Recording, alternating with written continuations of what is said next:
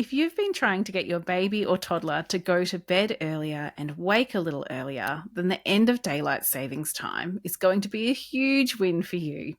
But what if you're happy with your baby or toddler's bedtime and their wake up time, and you feel mildly petrified that the end of daylight savings time is going to mess things up? Well, never fear, because today we're going to explain how you can take preemptive steps to ensure a smooth transition when clocks change this coming Sunday in Victoria, New South Wales, ACT, South Australia, and Tasmania.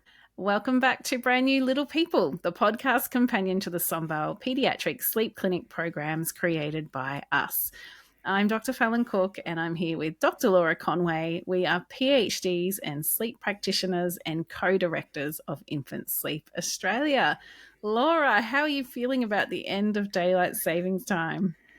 Well, I'm looking forward to a little bit of time where the mornings aren't quite so dark before we plunge fully into winter. But it always, being from the UK, it always means that the times that I can call home to family and friends changes, and there's a bit of adjustment for us around that as well. Does it get easier or harder to be in touch with family? It depends. For some people, it gets easier, but for my older relatives who have different bedtime and wake-ups, slightly outside of the normal realms of bedtime and wake-up, it can be a little bit more challenging. Yes. So it's just a bit of an adjustment. And then the older relatives tend to finally get used to it, and then it takes them a long time, and then the clocks change again. So there was always a little bit of trepidation for me when always the clocks guessing. change. Yeah, I get calls in the middle of the night. It all just goes a little bit haywire for a bit of time there. But anyhow, how about you? How are you feeling about daylight saving ending? This is the one that I really love, because you feel like you're getting an extra hour's sleep in the morning. The other one in, what is it, October, September? Whenever October. It is, I don't even, I should so know this, shouldn't I? But anyway, I hate that one. I hate getting up the hour earlier, and it's always such a battle with kids who just do not want to get out of bed an hour earlier. So this one feels pretty good, and I love winter, so I'm really excited. I'm loving the cold winds that we're getting, and I don't know, I'm someone who likes to be tucked up all cozy, inside by the fire, much more than I'd be at a beach or something in summer. So shame you're starting renovations on your house at the moment, and that coziness isn't going to quite be there. Gaping wind blowing through the back. No, they're going to put up a fake wall. I didn't even know that was a thing, but they're going to put up a fake wall to protect us from the elements, which is kind of them. But what's funny is that half of our kitchen is going to be like cordoned off, and we will actually be using the old wood stove, which still works, and it's awesome to use. So yeah, I'm going to be like chopping wood and cooking on a really old 100-year-old wood stove, which probably sounds horrific to most people, but I'm excited. Although I'm picturing you in like will wear off. Yeah, maybe. I'm picturing you in like a Victorian outfit with like a pinny and a bonnet, feeding wood into the wood stove. Screaming child on my hip. Yeah, yes. Pretty much is like that anyway. Oh, dear. So maybe we should talk parents through what the changes are that are going to happen with the clock. And, if you're wanting to keep your child on their current kind of daily rhythm, we want to talk you through how you can kind of prepare them for that. So I guess to give a bit of a summary, so we're coming up to Sunday the 6th of April. That's when the clocks are going to change. And at 3 a.m, the clocks will, go back an hour to 2 a.m. So essentially for your baby or your toddler or your child, at 6 p.m. to your child, it's going to feel like 7 p.m. So they're going to be tired earlier in the evening. And at 6 a.m, they're going to feel like it's 7 a.m. So they might be waking up bit earlier than normal, feeling like they're ready to go long before it's actually time to be ready to go. Yes. So if you want to keep your child on their current schedule, so this often applies to families who send their kids to childcare or kinder, because there's a certain time you need to drop them off so that you can get to work on time. It might be really important to keep them on the same daily rhythm. And I guess, you've got two options. You can make some gradual adjustments in the lead up to Sunday, or you can just go, we'll wing it. We'll just see what happens. You see what we, feel like doing on the day. And either way, your child's going to adjust. You'll adjust as well. It might feel a little tougher, but for some families, that's fine. I never in my life have made a conscious effort in the lead up to daylight savings. I prefer flying by the seat of my pants, and that's probably why my children are always so grumpy about it. But what do you do in your house, Laura? Do you Yeah, do a bit I of prep? look. No, I certainly don't prep now. The kids are older, Yeah. and I just figure every man for themselves. We just we all just do our best. Deal with it, children. Deal with it. When they were younger, yeah, look, did depend on which way the wind was blowing and how organised I was. Sometimes I did prepare for it. One of my children had trickier sleep than the other, and so yes, I knew it would be better for the whole family if we did do a lead in, and just slowly move bedtime and wake up in the week leading up to it. But other times I just forgot, I was busy, and it just crept up on me, and then we just had to deal with it. Yeah, fair enough. Well, let's talk through what you can do if you decide you want your child to kind of have a bit of an adjustment period. And what we've done as well, I've just published on our social media feed today some nice little pictures with some text on it. So there's like a really clear guide for how you can make these changes. So if you're more of a visual learner, that might be a good idea just to check out our feed and have a look at that post. On Instagram, our handle is infant.sleep.australia. It's probably the same thing on Facebook. It's a good chance, so you can try that. But I don't know, is anybody on Facebook anymore? Maybe not. Not many. Hardly anyone. Not many. Yeah. All right, so here's what you're going to do if you want this gradual adjustment. On Wednesday the 2nd, you're going to move the wake-up time, the nap times, and the bedtime 15 minutes later. So the whole day shifts along 15 minutes later. So if your child goes to bed at 7 p.m. normally, then you're going to aim for a 7:15 p.m. bedtime. And if maybe they're normally up at 6 a.m., you're now going to aim for a 6:15 a.m. wake up. And I did have a comment today saying, how are we magically supposed to make our babies sleep in 15 minutes longer? And I was like, well, you can't. You can't but make you can them. let them have that opportunity and see if they want to take it. If your baby doesn't sleep in, it doesn't matter. It's totally fine. You're just giving them that opportunity too. And as you keep shuffling the day along, they'll probably want to start sleeping in that extra bit of time. Yeah, and also what we're thinking about is that every day when light hits the back of our eyes, at wake up time, when you turn the lights on, and it is turning the lights on rather than opening the blinds at the moment because it is so dark, we're resetting our body clock. So there are actually photoreceptors in the back of our eyes that when the light hits them sends some signals to the body clock in our brain, which then kicks off a whole series of processes. So if your baby was to wake at 6 rather than 6:15, that's okay. Just keep it a bit dim and boring and then turn the lights on at 6:15. So we are actually engineering the science. We're engineering the chemicals. So it's not about forcing your child to stay in their cot if they're awake, but it's just, think about just not starting the day with the gusto you normally would until 6:15. Yeah, that's perfect. And this is similar advice we give with jet lag. Anytime you're trying to shuffle the circadian rhythm along, think about the timing of when they experience that light. No, I'm glad you jumped in with that, Laura. It's perfect. So then on Thursday, the 3rd, you're going to do the exact same thing, moving everything 15 minutes later again. So that 7 p.m. bedtime is now becoming a 7:30 p.m. bedtime, and what was a 6 a.m. wake up becomes a 6:30 a.m. wake up. On Friday the 4th, you're doing it the same again. So 7:45 p.m. bedtime, 6:45 a.m. wake up. And on Saturday the 5th, you do it one last time. So you've got them on an 8 p.m. bedtime and a 7 a.m. wake up. And then on Sunday, when the clocks go back that hour, that 8 p.m. bedtime is going to become the 7 p.m. bedtime that you previously had. The 7 a.m. wake up is obviously going to turn into a 6 a.m. wake up. So everything shifts back to where it started. You'll sort of keep them in that pattern.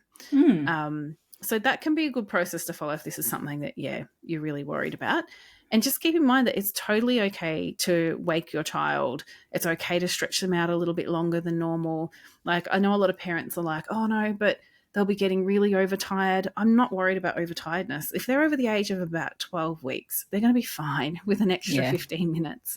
Really tiny little babies might struggle a little bit more, but it's not a huge shift.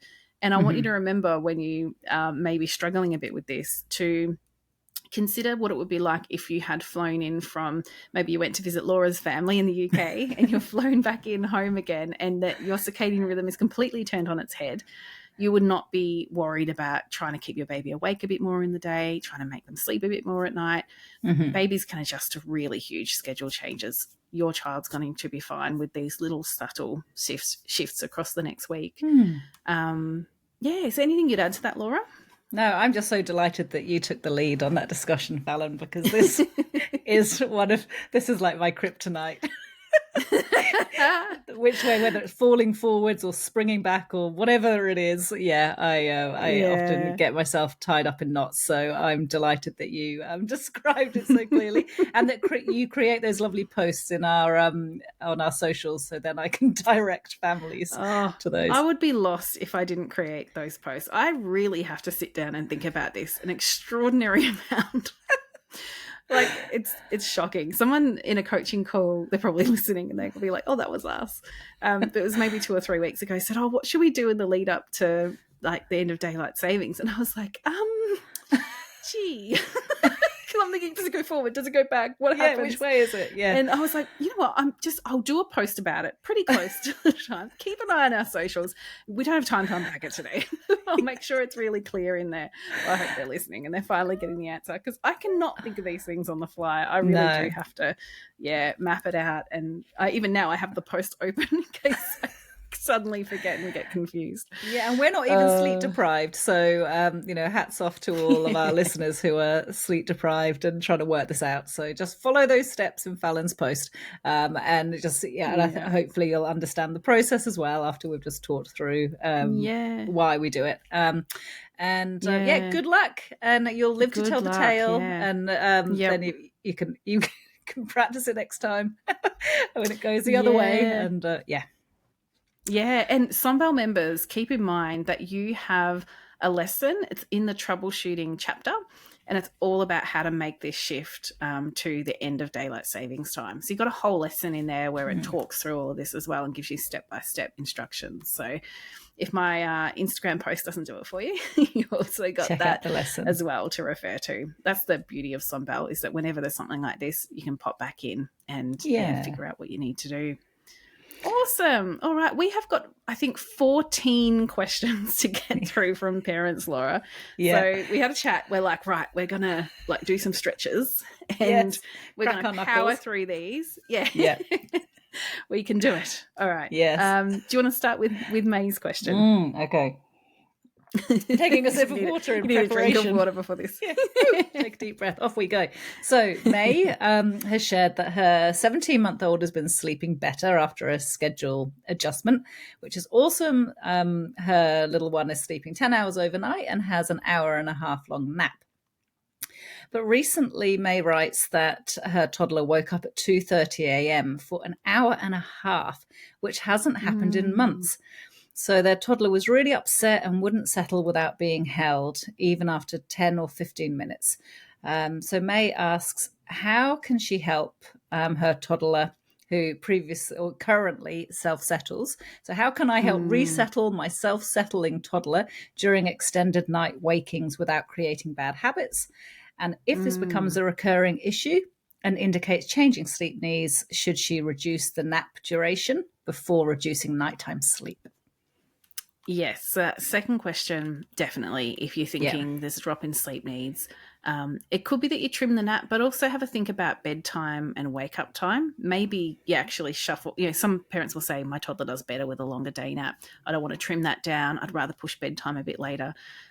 So one or the other should sort out any sleep pressure issue if they're changing sleep needs. How do you help resettle them without creating bad habits? What you're going to think about is giving them some support, but not all the support. So often parents do say, oh, they were awake for an hour. I just brought them into my bed, or I just held them to sleep. It was too hard. Sometimes that will just happen, and that's okay, no judgment. But if you can manage it, start small. Start by sitting near them and just shushing and Mm. do it for 10 minutes and see if it helps calm them. If that's not working, rest a hand on them. If that's not working, pat them. If that's not working, think of some other, maybe it's two hands on them, or and you maybe having breaks to give brief cuddles, but then you're popping them back down awake. So you're kind of building up gradually. You're not going straight to some previous habit that you worked really hard to get rid of, Mm. but you're not giving them no support at all. You're just starting with something really small, because often the ones that can self-settle will be quite content with just a little bit of more support than normal. Hopefully that was just a once off though. Yeah. And yeah, if you're keeping an eye on sleep needs, hopefully it wouldn't become a recurrent problem. So Mm. yeah, good luck, May. Would you add anything to that, Laura? No, I don't think so. It's happened the once, May, so hopefully it is just a one-off. And sleep isn't linear, and she could have been coming down with something. There could have been something just had happened in the day that caused her to wake up overnight. So try not to lose your nerve or worry that this is something that is going to happen every night. It can be a real shock to the system when you've had a long stretch of good sleep to suddenly have a poor night again. So Yeah. yeah, but just hang in there, mate, and then you know what to do. If it turns out that this is happening every night, then it is time to make some adjustments to that daily schedule. Yeah, and go back into Sunbell, and we'll give you that support to do that. Yeah. Erica wrote in, she's seeking guidance on re-establishing sleep routines for her almost 1-year-old after starting daycare. Hmm. She says he's been frequently sick, leading to bed sharing out of exhaustion. Oh. Oh. Erica aims to get back to a consistent daily rhythm, but is confused about how daycare affects their child's sleep schedule. So, although daycare tries to follow the daily rhythm, he often has his second nap early when he's there, leading to a long, long wake period before bed, which can be up to 6 hours. He manages well with this longer time awake, and Erica is finding that he now seems less ready for bedtime after the shorter awake time on home days. So Erica has 4 questions. Maybe should I go through them one by one, Laura? Or do we Yeah, want to read them let's. all out? One by one? Yeah, one by one, I reckon. All right. Yeah. So the first one is, should they try to match the daycare rhythm and extend the wake window before bed? I think it depends how many days a week your child is at daycare, Erica. Often, if a child is at daycare 3 or more days a week, it makes sense to actually try and match the rhythms because yeah, it just makes life a little bit easier. And the fact that you say that your little one is managing really well, having a longer wake time suggests that they're probably around about ready to have longer awake times. So yeah, if it was only 1 day a week, then I probably wouldn't. I'll just be if your child was only at daycare 1 or 2 days a week, then the balance is more in favor of what's happening at home. So I wouldn't be looking at matching it. But yeah, more than 3 or more days, I would match it. Yeah, I think so too. Are nap times as important as consistent morning wake up and bedtimes when establishing a daily rhythm? I would say that the most important things are the consistent wake up time each day, because that acts as a really nice signpost. That's the day has started. So I'd be looking at trying to keep the wake up time as your top priority, then bedtime, and then really the amount of daytime sleep. And is the total amount of daytime sleep more important than maintaining a consistent rhythm? Oh gosh, these are I'd say really yes. Yeah, I think yeah, it's a good yeah. question though. It is. These are great questions, Erica. Yeah. Yes. We're always thinking about that daily budget, Erica. So how much sleep your baby needs, and then we don't want to blow the budget across during the day, so that there isn't enough left overnight. So yeah, I would be thinking about having always aiming for roughly the same amount of daytime sleep. And when you're in this kind of tricky phase where your child is moving from 2 naps down to 1 nap, it can be useful just to think to yourself, okay, it's like an hour and a half, or it's 2 hours, or whatever that daytime budget is. And maybe some days it's going to be 2 naps and some days it's going to be 1 nap, but it's never going to exceed that total amount of day sleep budget. Mm. And finally, they ask, should wake windows get progressively longer throughout the day? That's a quick answer, but I love the Yes. question again. It's a good Yeah, one. brilliant question, Erica. Yes, they Yeah. generally do get, once you're out of little baby phases or stages, generally wake windows do get longer as the day goes on. And I do notice the wording that you use, Erica, where your nearly 1 year old is um, awake up to 6 hours before bed. That's actually going to be the new normal. You know, your baby is Mm. transition, or your toddler is transitioning to one nap and is actually going to need a nice long stretch awake. And what you may find, depending on what their sleep need is, that they're awake for 5 or 6 hours before they go down for their nap, and then they're awake for maybe, again, it depends what their sleep needs are, but 6 or 7 hours before bedtime. So that Mm. the wake time when you're dropping down to one nap is often shorter before the nap and then longer in the lead up to bedtime. Yeah. Excellent answers. Love it. Great questions. Yeah, thanks, Erica. So now we have a question from Joanna. So Joanna and her partner are using the advanced accelerated approach with their 1 year old who has separation anxiety. They're taking it in turns, settling during the intervals, and they're on night 3 and they're already noticing improvements. So that's awesome. I always love hearing when parents are sharing the load. That's great. Yeah. Um, and they have 2 questions. I think they're both a little bit different. So I think I'll just read the first one out and then move on to the Yep. second one. So Joanna says, when can they start leaving the room at the beginning of bedtime as the separation anxiety eases? Yeah. So with separation anxiety, I wouldn't push too hard to leave the room. If there's no separation anxiety, I'd be saying, oh, yeah, just have a go at wandering away briefly and coming back. And, your toddler probably won't mind too much. With separation anxiety, often they're sensitive to too many changes all at once. So if you're noticing the separation anxiety is easing, then I would say, yeah, go and wander over near the doorway or something, or Mm, have some washing to fold in the hallway just outside their rooms. They can see you, but there's a bit more distance. See how they're going with that. And you might hopefully really quickly find that you can wander away. And yeah, you'll get to that point where you can just say goodnight, wander away, and they're fine. They put themselves to mm, sleep. Just don't push too hard to get there too quickly. yeah. And Joanna's second question is, should grandparents use the same technique for daytime naps, or can grandparents follow their own nap time routine? Ideally, it's great if they do, because then your child is just getting the same cues that it's sleep time as what they do, at home or overnight when they're with their parents. So it can help to reduce confusion, but it's not the end of the world. Babies Mm, and toddlers are so good at realizing granny settles me one way, dad settles me another way.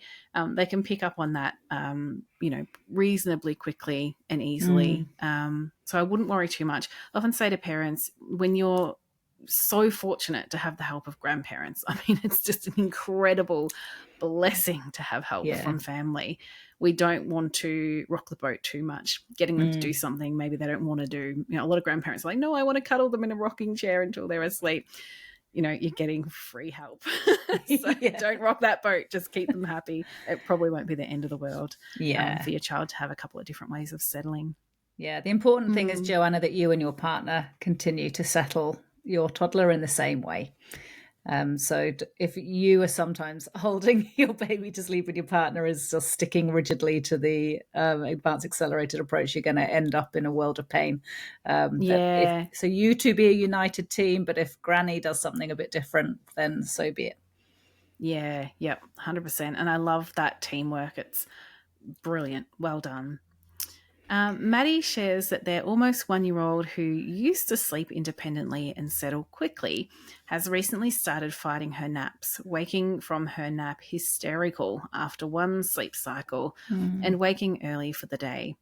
Daycare and the babysitter can settle her to sleep fine, as well as resettle when she wakes after one sleep cycle. But for Maddie, it just will not happen. And she'll have 30 minutes of sleep for the entire day, or she'll fall asleep in the car. Her Mm. average sleep duration has changed from 14 to 12 hours in the past few weeks, prompting Maddie to transition her from 2 naps down to 1. Maddie has been using the supported accelerated approach, which worked previously, but now her little one either plays or becomes increasingly distressed when left alone. She says, is it too early to transition to one nap? And she's got a few questions. Mm, Maybe I'll read them all out and we'll sort of work through them. yeah. She asks, are there alternative settling methods to try? Could something other than sleep pressure be causing the sleep issues like separation anxiety? Could rapid development like walking and talking be affecting her sleep? Mm. Oh, Maddie, it sounds like you're in a tricky spot, and perhaps a little bit like one of the other members earlier, who I think our first one from May, who's had a stretch of really great sleep, and then when it falls over, it can feel even more overwhelming than the where you were when it first started happening. And also, it's really hard when your baby wakes up hysterical from a nap and you don't understand why. So, yeah, I do feel for you. It sounds like there is a lot going on. It isn't too early to drop down to one nap. Your child, I mean, potentially is already 1 year of age now since we received your email, and some children will, or some babies will drop down to one nap from around 12 months of age. Some even a little bit earlier if they've got a lower sleep need. So if your baby doesn't have a really low sleep need, then I'd be thinking about, and so still needs to have two naps, just making sure that both of them are shorter naps. So if you could trim one of them, then I'd be looking at doing that. But in Maddie's instance, it sounds like she's made the transition to one nap because she's ticking a lot of the signs that she's ready to move to one nap. I'm curious that how she's responding to settling when you're trying to settle her, Maddie. And it does make me think if there is separation anxiety, to be honest. As I was reading it, I was just thinking, oh, there's something has changed for this little one. Yeah.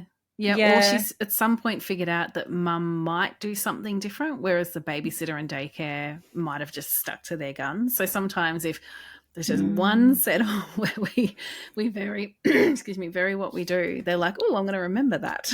There is another option available. That could be a factor as well.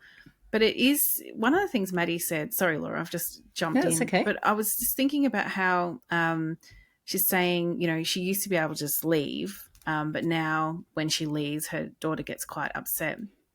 And that I think really speaks to there, potentially being that separation anxiety. And it made me think, rather than changing to a whole new approach where it would involve you being more hands-on, and it sounds like your daughter doesn't necessarily want hands-on support anyway, could just be going back to sitting on a chair near her cot while she falls asleep. Yeah. So just staying present and not challenging that potential separation anxiety. That could just give you a path forward. And during those intervals, sit there quietly, close your eyes. They're only super brief. You're still going to be giving a heap of reassurance that you're staying present, and that might be helpful at this point. Yeah, and you could think about shushing or humming if you found that that helped both you and your daughter stay calmer during the intervals, and then just wean off that, just start to shush or hum more quietly over a few settles to stop using that technique. But I think that's probably going to be the way to go, Fallon. I think sticking with the one nap, because you've made that transition and she was showing all the signs that she was ready to drop to one nap, but probably staying in the room with her and potentially shushing or humming during the intervals to help her stay calm and you to stay calm. And you might find that after a week of being in the room at bedtime, you can start to sit a bit further away or wander out briefly. Sometimes they just need us there for a week or two, and then the separation anxiety eases and they're in a better place to make progress from there. In regards to the, can rapid development affect sleep? Not in any kind of magical, mystical way. Like, I think sometimes people are like, oh, they're talking a lot now, therefore they're going to be awake more. And it's like, no, it's more to do with if they suddenly have a new skill they want to try out in the cot. So, yeah, it could be that they want to engage you in conversation all of a sudden, Mm. or they want to pull themselves up to stand because that's a new skill. But yeah, I don't think it has. Often these things don't have a huge impact on sleep overnight. It's more that at settling time, they might try out Mm. some of these things. And if you stay the course with your approach, it'll pretty quickly go away. I don't know that that's really got much to do with what Maddie's describing, though. No, I don't think so. I think it probably is separation anxiety. That's what really is Mm, jumping out at me. But Maddie, book in for a coaching call if you'd like us to do a deeper dive into what's happening for mm, your toddler, and just take some solace in the fact that she has previously been able to sleep independently and settle quickly, and so you'll be able to get back there again, just making some yeah. tweaks to just respond appropriately to perhaps some increased fears that she has at the moment. Mm. All right. Our next question is from Belinda. She has a just turned 1 year old who Another one. another one. There's Yeah, been there's a lots of these few. this week. Yeah. What are all these 1-year-olds up Yeah, to? there was a Some kind of memo. conspiracy. A Yeah. memo went round like in Boss Baby. So Belinda's 1 year old recently went through a month of illness with infections and needing to take antibiotics. Oh gosh, that's tough, Belinda. And during that time, of course, he woke needing milk and comfort. But now he's better.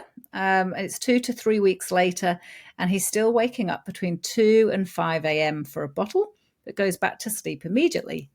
He's in daycare full time. He sleeps for 2 1-hour naps during the day, and goes to bed somewhere between 7 and 7:30, sleeping until 6 or 7 in the morning. And Belinda has 3 questions. I think maybe I'll just read them all out at once, Mm. Fallon.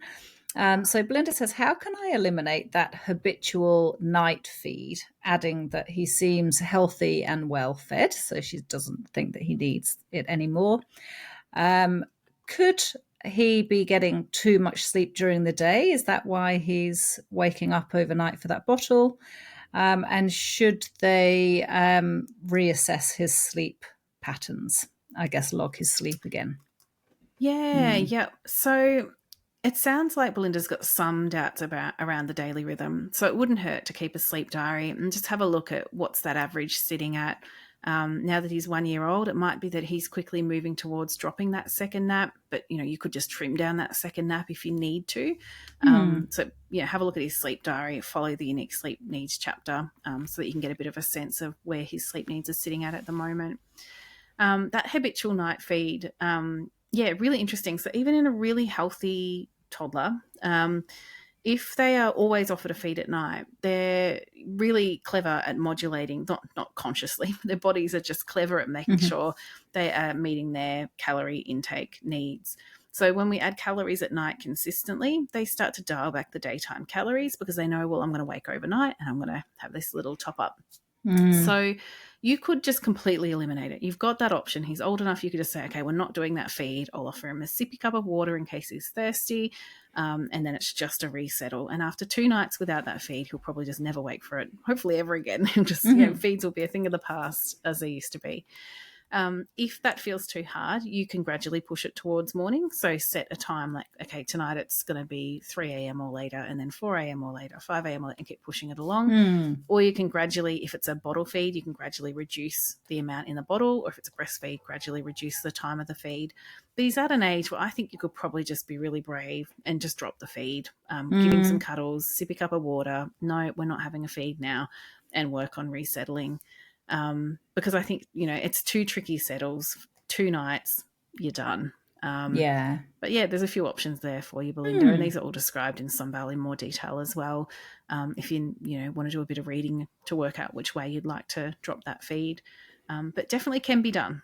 Yeah. Awesome. Yeah, Great. good. Should we move on to the next question? Yeah, so we have Jackie who has a nearly 2-year-old. She says the room is currently pitch black. Is there an age or stage we would suggest introducing a night light? Yeah, good question, Jackie. So generally, night lights are used for one of two reasons. One, that parents want to be able to see what they're doing. And if they're coming in and out of a room, so often parents will start to use a night light so that they can not trip over things.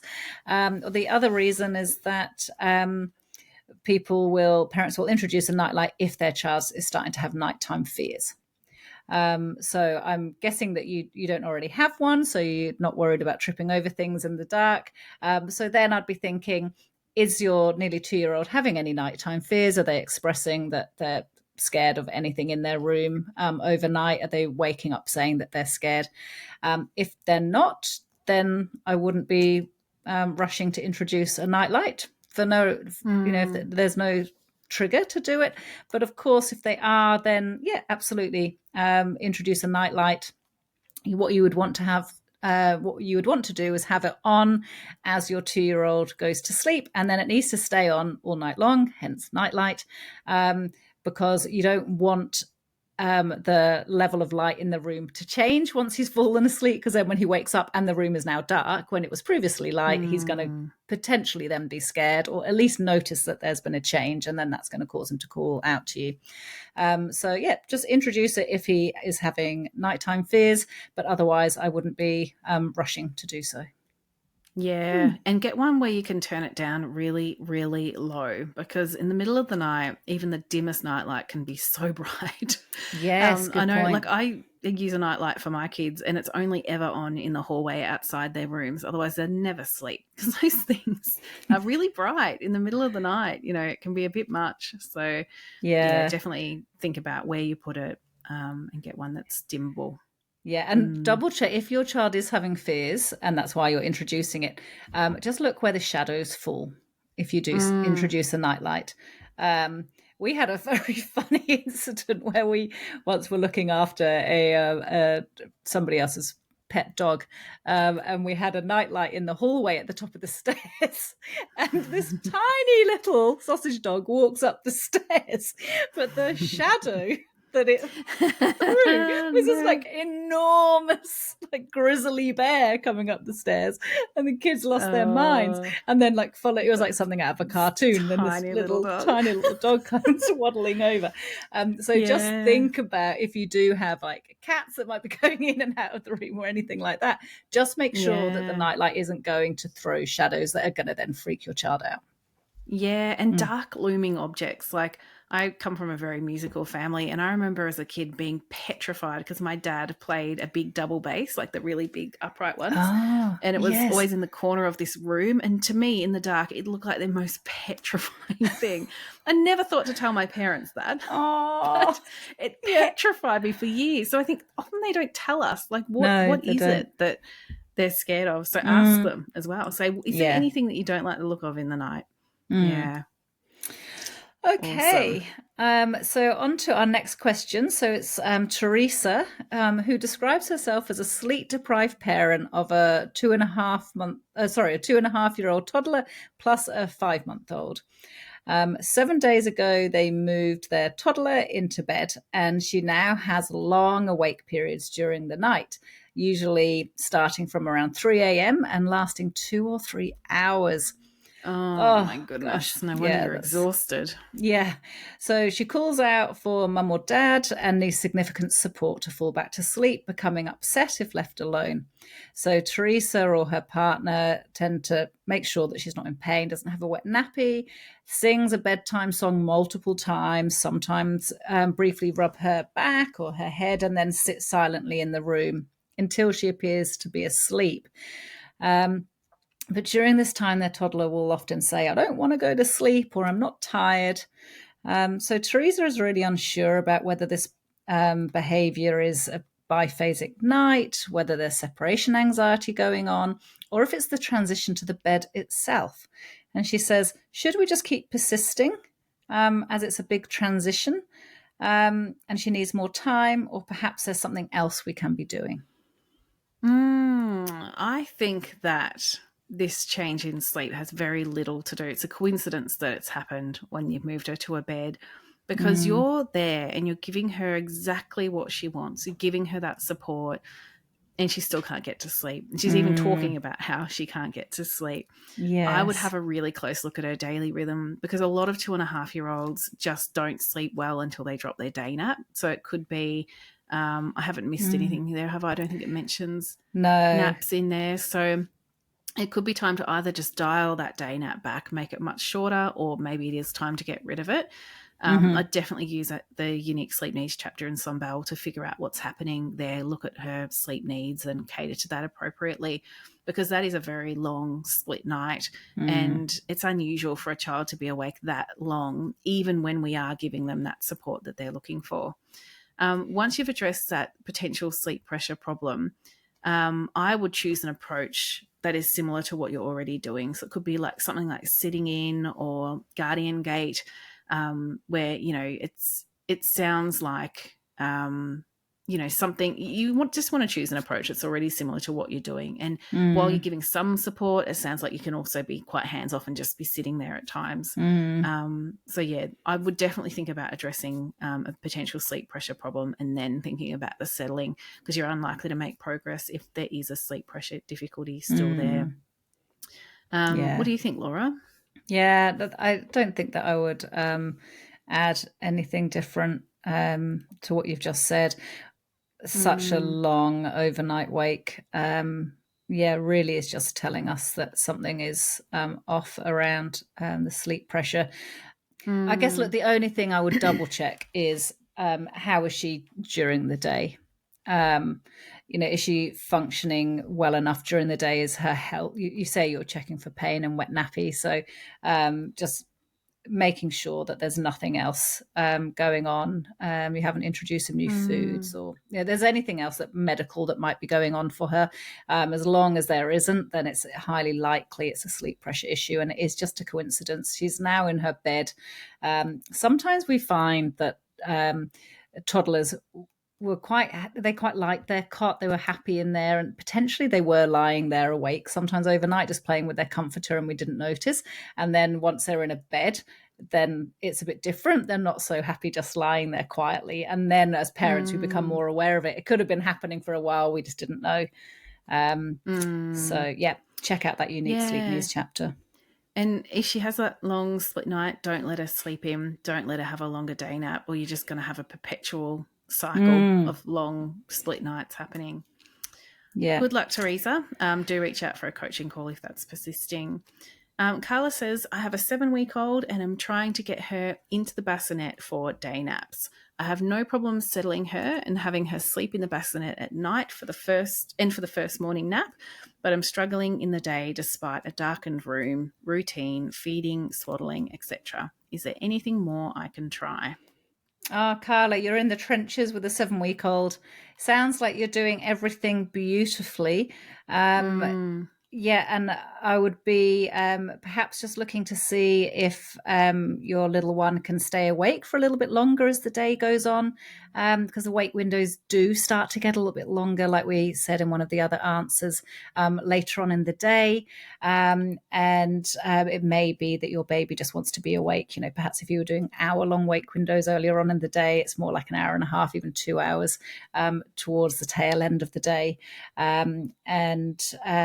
Yeah, it sounds like you're doing the best with the darkened room, swaddling, It etc. just takes a lot of practice at that age, doesn't it? So don't feel like you're failing. If you're practicing, it's all leading to something. It's just a Yeah, little tricky at that age. So keep going, Carla. You're going to be okay. And as they get yeah, older, it does get easier to it really does. master those bassinet naps. Okay, our next question is from Sarah, who has a 3.5-month-old baby, and she's been putting a new daily rhythm in place for about 2 weeks.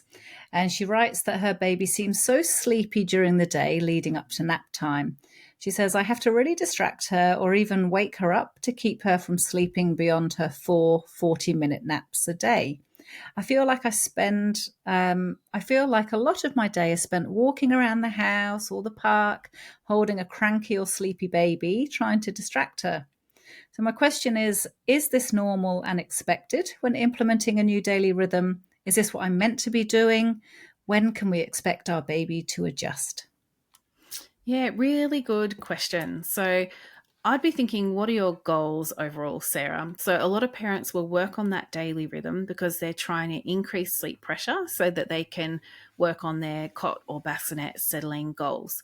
So, sometimes parents work on the daily rhythm, but they don't do the work on independent settling for whatever reason. Maybe they just don't feel like it yet. But what can happen is we're building up higher sleep pressure without giving our baby the skills they need to be able to actually start to link some sleep cycles, to have more consolidated sleep overnight so they wake a bit more refreshed and can power through the day a bit more easily. Or Mm, maybe, Sarah's baby needs to have a longer nap but just can't quite do it yet. So mm, if your goal, we never want to build up sleep pressure and keep sleep pressure really high without giving a baby the skills to be able to have, to link some sleep cycles and do better overnight. So mm, if you still have the work to do on cot settling, that's one of your goals, then do it now while sleep pressure is so high because you'll likely have a much easier time of it.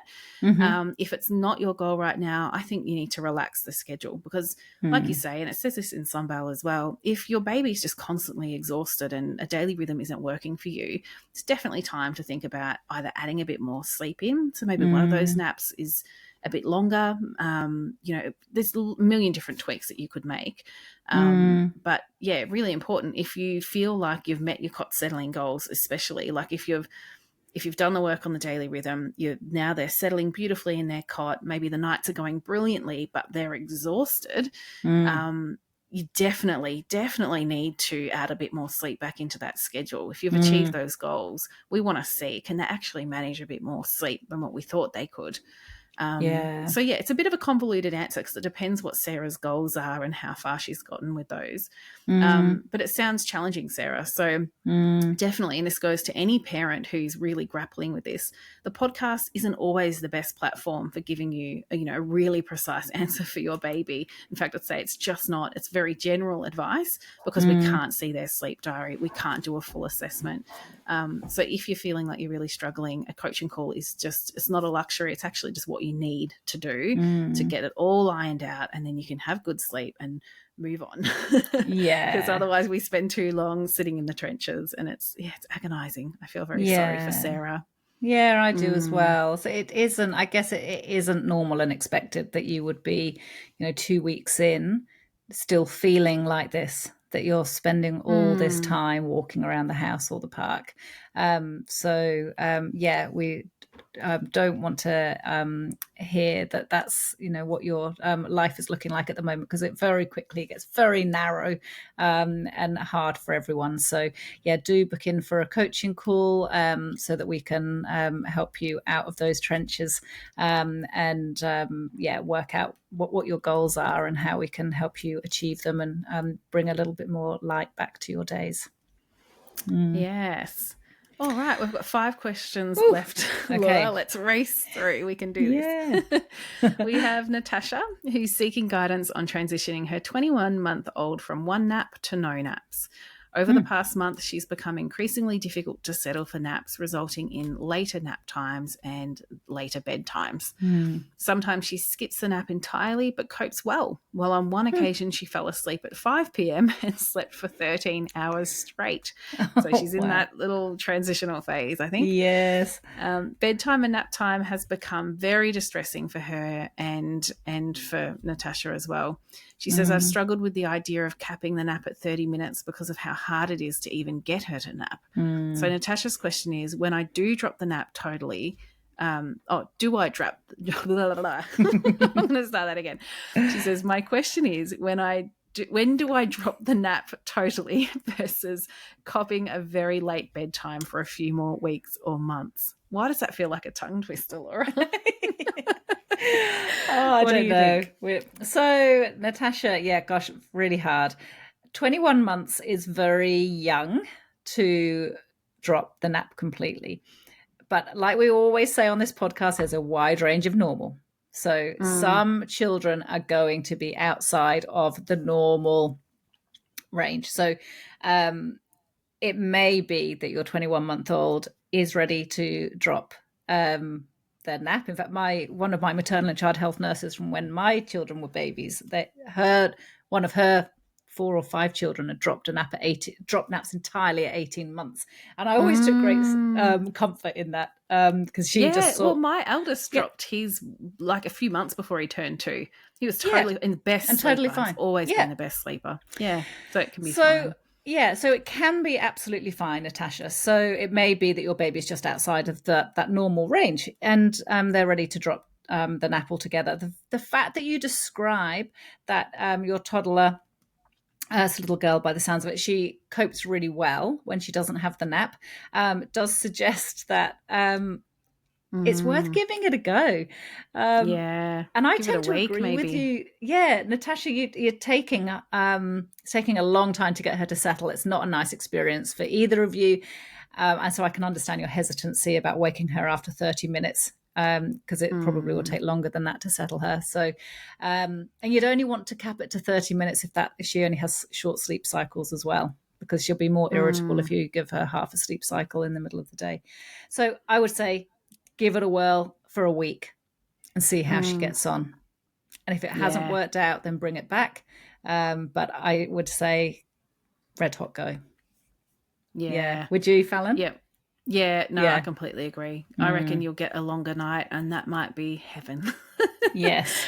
She adds that nap to her nighttime sleep. Even if it is just a little bit longer night, it'll feel great. Yeah.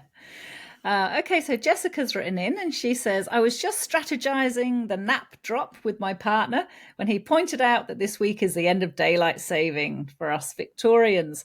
Should I be waiting until our baby has adjusted to the new time before attempting to drop to one nap, or should we just rip the band-aid off and do it all at once? Okay, so all right, my brain is doing that thing, that meme with a lady and those all the equations Oh above her yeah. head. I'm a meme right now. So in adjusting to daylight savings ending, you're potentially stretching them, keeping them awake a bit longer to adapt their body clock.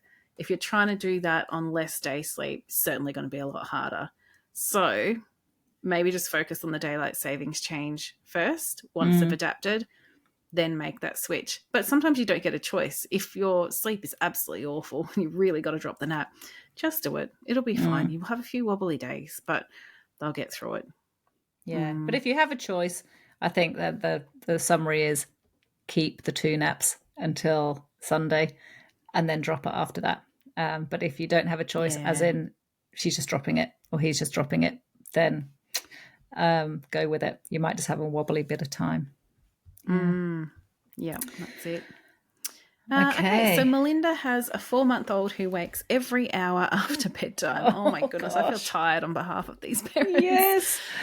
Oh, she says, we think he has a 14-hour daily rhythm and he currently catnaps. He has 2-hour wake windows, and I've tried increasing and decreasing these, but nothing is helping those short naps. The only way he sleeps longer is in the pram. He can self settle, just cannot link his cycles. Could these short naps and lack of daytime sleep be causing these wakes? He's pretty happy during the day, just not sure where to start to fix these hourly wakes. He does have 2 feeds during the night, one at about midnight and then another at 4 a.m. Pretty normal for a 4-month-old. And Mm. bedtime is around 8 to 9 p.m. and he wakes around 7 a.m. I think it actually is a sleep pressure issue from the Yeah, I sounds of it. think What it do you think is. though, Laura? Yeah, I think so. Melinda, I wonder if you are have been receiving advice about the kind of sleep begets sleep, and Mm, because he's not getting enough daytime sleep, that's why he's waking overnight. I would say that just doesn't work like that. it just doesn't work like that. I would say he's Mm, probably a lower sleep needs baby. When you say that you think he has a 14-hour daily rhythm, I wonder if what it actually is. So it may be that mm, some days he does have 14 hours, but it may be that other days he has much less than that. So we really check out that unique sleep needs chapter, and then log his sleep so that you do have a really clear idea of what his average sleep needs are. And you mm. may be surprised to see that it's a little bit lower than 14 hours. And he's probably then doing short naps and is awake during the night just because he doesn't need as much sleep as some other babies his age. Yeah. I agree. And sleep needs drop really quickly across the first few months. So even if you measured 14 hours a month ago, it could be entirely different now. So Yeah, do measure it. true. The other thing Yeah. I would say too is a lot of parents say, oh, I tried longer wake windows, I tried shorter ones, I've had a bit of a go. No, you need to be totally consistent for a week. That's how long it's going to take your baby's circadian rhythm to adjust. If you Mm, try one day with 2.5 hours awake or something like that between the naps, and then the night's terrible, it doesn't mean that the changes you made don't work. They haven't had time to work, not even slightly. They, three, yeah. 4 days minimum until you're going to actually find out if it impacts the night. So Mm, work on that daily rhythm, stick to it, and then you'll start to get a sense of things. But waking, hourly after bedtime, so false starts by the sounds of it, definitely mm, is a sleep pressure issue in there. So yeah, work through that, Melinda. Again, could be a good one for a coaching call if you're really stuck on it. But hopefully yeah. that will come together quickly. Hmm. Okay, and our next question is from Maria, who is seeking guidance on how many naps their baby should have by age. So, their son, who's almost 6 months old, has lower sleep needs and is showing signs of being ready to drop from 3 naps to 2 naps, as he's strongly resisting the third nap.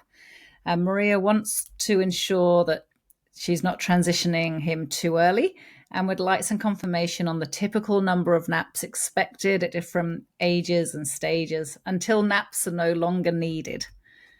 So the daily rhythm charts in Sunbell will show you how many naps your child might need depending on their age and what their sleep needs actually are. So always be guided by those because it's going to Mm, vary a lot depending on your child's unique sleep needs. 6 months old is not too young to be dropping to 2 naps. Lots of babies, and especially low sleep needs babies, they mm, will drop to 2 naps a little earlier. Those with a higher sleep need, it might not be until 7 or sometimes even 8 months. But I'd say you're right on track there, Maria. So yeah, if you're seeing some signs they're ready, they're ready. Go for it. Good yeah. luck.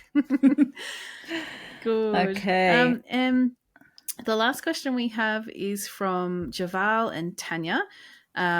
They joined Sunbell just before their baby was diagnosed with food protein induced proctocolitis. They paused changing anything whilst they were navigating that, which is fair enough because their baby probably was experiencing some pain. It's an Mm, issue with the gut. Their baby's now 5 months old, excuse me, and they're wondering if they're now able to start working through some of the materials. They write that their bub is fully breastfed and mum has removed dairy and soy from her diet with a plan to start solids soon. Baby's sleep has deteriorated again with periods of intense crying at bedtime, frequent wakes, mm. and broken sleep. So they're wondering if we have any advice and would we suggest that they schedule a coaching call. Yeah, look, Javal and Tanya, gosh, you've gone through a rough period, and Fallon really knows what this is like because she's one of her Mm, children when they were a baby had some severe gut issues.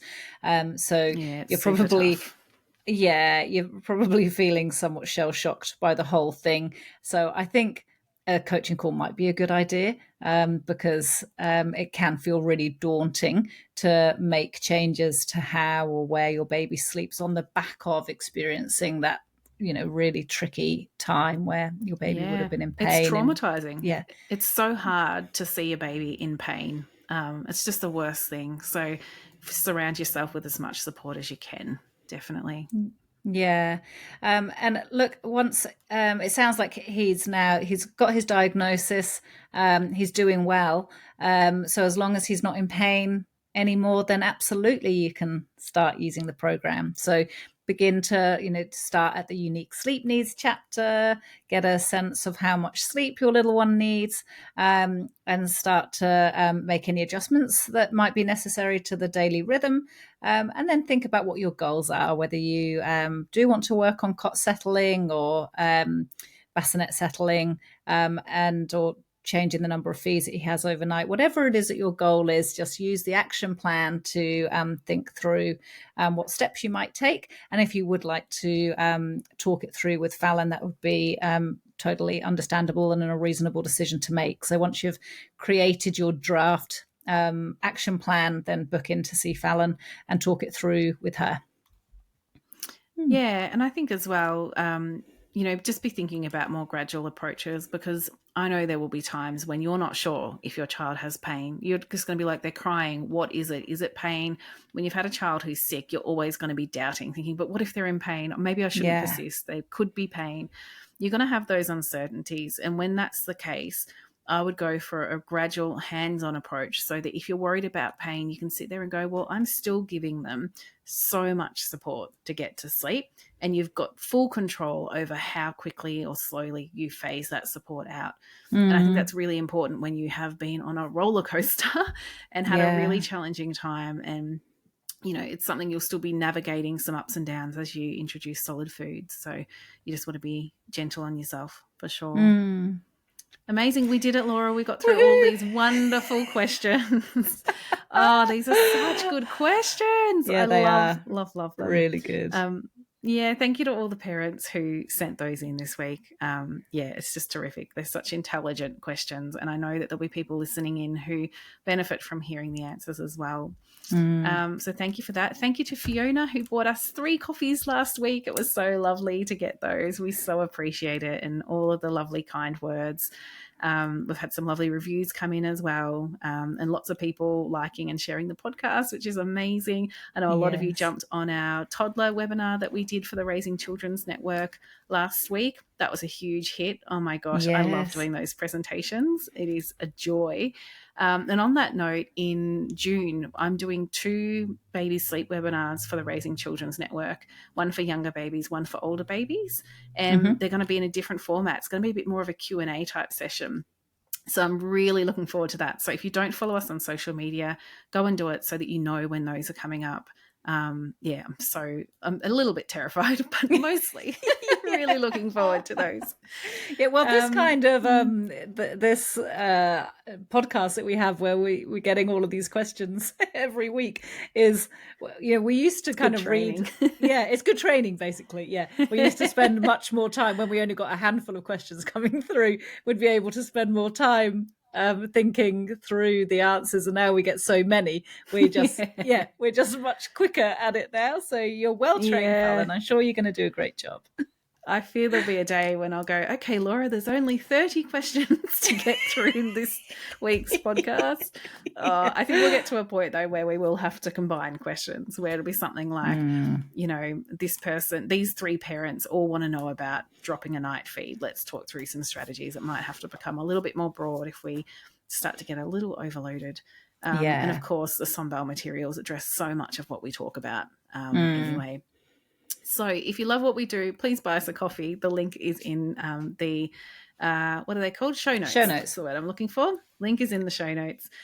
Leave us a review. Come and join Sunbell if you're wanting that extra support. Book a coaching call if you're a member and you want some extra hands-on support. Hit the subscribe or the follow button on the podcast, because we'd love to have you following along. So thanks, everyone, for tuning in, and you'll hear from us again next week. Thanks, everyone. Bye-bye.